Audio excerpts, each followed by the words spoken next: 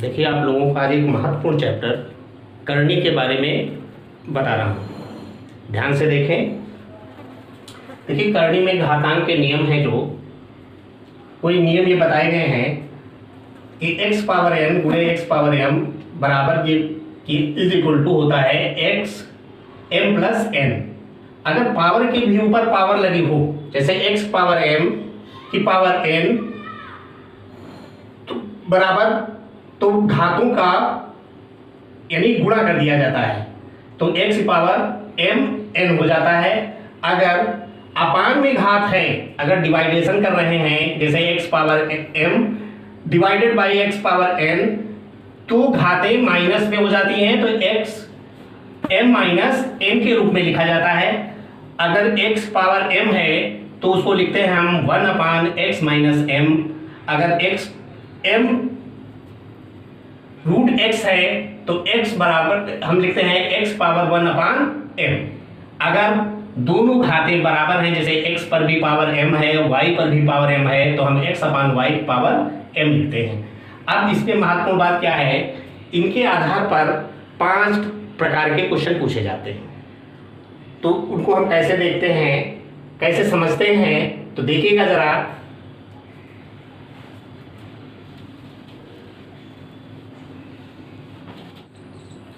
देखिए, अब लोग देखिए पहले किस टाइप का क्वेश्चन आता है। देखिए, हम सबसे पहले करनी को आरोही या अवरोही क्रम में पूछा जाता है। तो चाहे आरोही क्रम में पूछा जाए या अवरोही क्रम में, आरोही क्रम बढ़ता हुआ क्रम है, अवरोही क्रम घटता हुआ क्रम है। तो सबसे पहले हम इनका लासा निकालते हैं। जैसे यहाँ 3, 2 और 4 का लासा लेंगे, तो सबसे छोटी वाली संख्या से हम डिवाइड करते हैं। 3, 1, 2, फिर 2 से 3, 1, 1, फिर 3 से डिवाइड करेंगे 1, 1 और 1। जब तक 1, 1 ना आ जाए तब तक हम डिवाइड करते जाते, जब तक सभी का मान 1 ना हो जाए। अब इनकी हम गुणा करते हैं। 2 गुणे 2 गुणे 3 बराबर 12। अब मासा आ गया 12, सॉरी लासा आ गया 12। अब लासा क्या करते हैं, इधर जो संख्या लिखी होती है उससे हम लासा को भाग करते हैं और अंदर उतनी ही पावर उसके ऊपर हम चढ़ाते हैं। ठीक है, तो देखिए अब यहां पे 12 जो मासा था वही लिखते हैं और भाग किया तो इसके ऊपर कितनी बार गया, 4 बार। तो 2 के ऊपर पावर हम 4 लगा देते हैं, तो ये हो जाएगा हमारा √12 और 2 दूनी 4 दूनी 8 दूनी 16। इसी प्रकार इसको करेंगे। यहाँ पर 2 है, 6 बार जाएगा, तो 12 ऐसे लिख लेते हैं और इसके ऊपर पावर 6 चढ़ाते हैं। अब ये हो जाएगा 12 और 2 की गुणा 6 बार, 2 दूनी 4 दूनी 8 दूनी 16 दूनी 32 दूना 64। कितना हो जाएगा, 64 हो जाएगा। इसी प्रकार ये 3 टाइम जाएगा, तो यहाँ 12 ऐसे लिख लेंगे और 2 की पावर 3, तो ये हो जाएगा 12, 2 दूनी 4 दूनी 8, यहाँ पे हो जाएगा 8। अब हम देखते हैं, क्योंकि करनी में सभी में 12 लिखा हुआ है। अब अगर हम इसको आरोही क्रम में लिखते हैं, आरोही क्रम में लिखते हैं, तो आरोही क्रम में बढ़ते हुए क्रम में, तो सबसे पहले सबसे छोटा, तो छोटा क्या है, 64 है।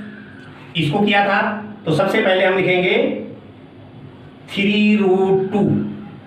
उसके बाद में सबसे पहले 8 है, पहले लिखेंगे 4√3, 4√3 कामा, उसके बाद में 16 है, उससे अधिक, तो फिर हम लिखेंगे √2, फिर उसके बाद में है 12√64, ये तो √2 का है,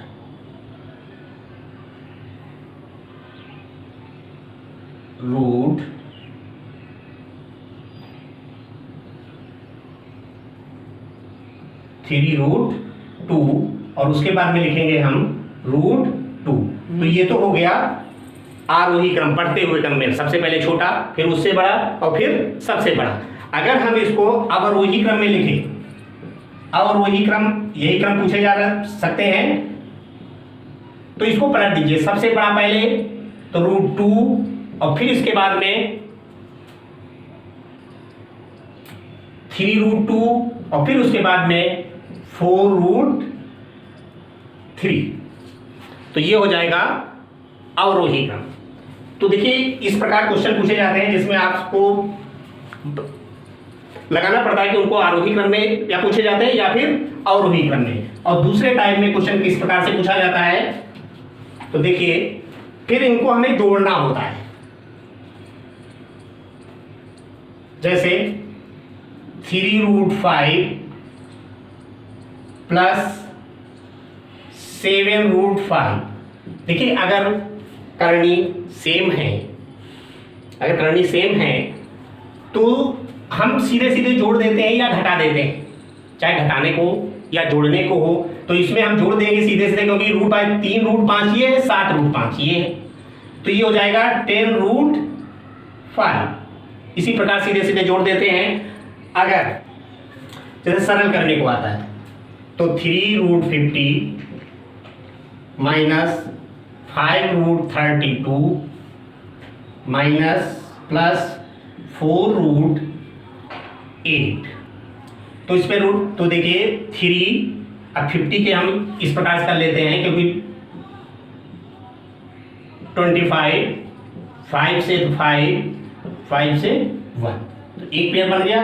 तो 3 × 5 और √2 हो जाएगा, क्योंकि इसका पेयर नहीं बना। इसी प्रकार 32, तो 32 की करेंगे 16 8 4 2 और 2, तो दो ये पेयर बन गए। तो यहां पे हो जाएगा -5 × 2 × 2 और √2। इसी प्रकार इसको कर लेंगे 8 के 4 2 और 1, तो एक पेयर बना, तो 4 × 2 और √2। अब ये हो जाएगा 15√2 माइनस 20√2 प्लस 8√2। अब प्लस प्लस वाले ऐड कर लीजिए, तो ये हो जाएगा 23√2 माइनस 20√2 और बराबर में आ जाएगा। अब देखिए करने बराबर है, क्योंकि √2 ये 20√2 है, ये 23√2, तो यहां पे बचेगा 3√2।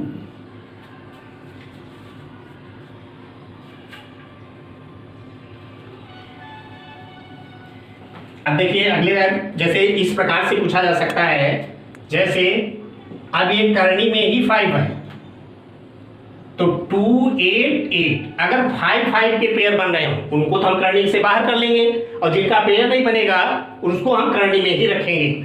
जैसे 2 8 8 के करेंगे हम, तो 1 4 4, फिर 2 से 7 2, फिर 2 से 36, फिर 2 से 18, फिर 2 से 9, फिर 3 से 3 और 1, तो ये 5 का पेयर ये बन गया।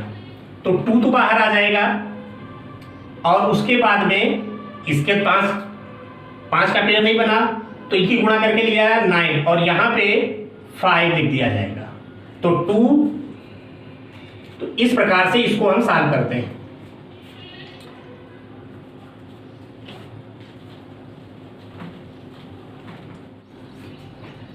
अब आप लोग देखिए अगला क्वेश्चन और किस टाइप पूछे जाते हैं। जैसे ये क्वेश्चन मैं लिख रहा हूं, √3 - 1 अपान √3 + 1 बराबर a + b√3।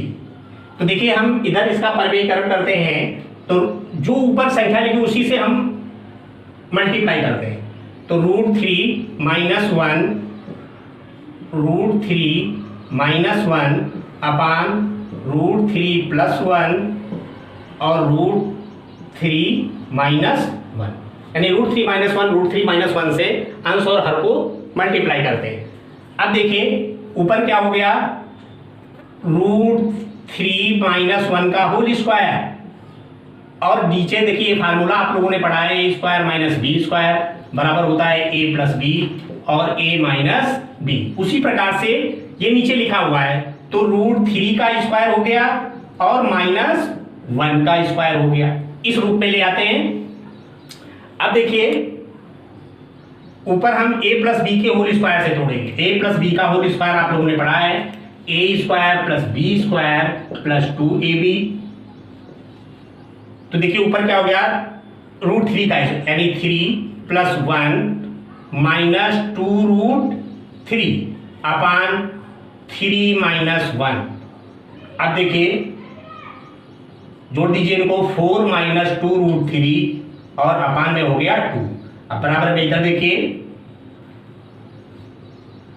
ऊपर 2 कॉमन लिया तो हो गया आपका 2 - √3, 2 -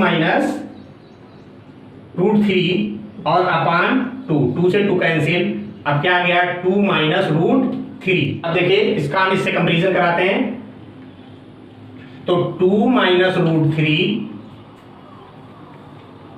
A + B√3। तो देखो A जैसे सिंगल तो सिंगल में 2 लिखा हुआ है, तो A बराबर 2 हो गया।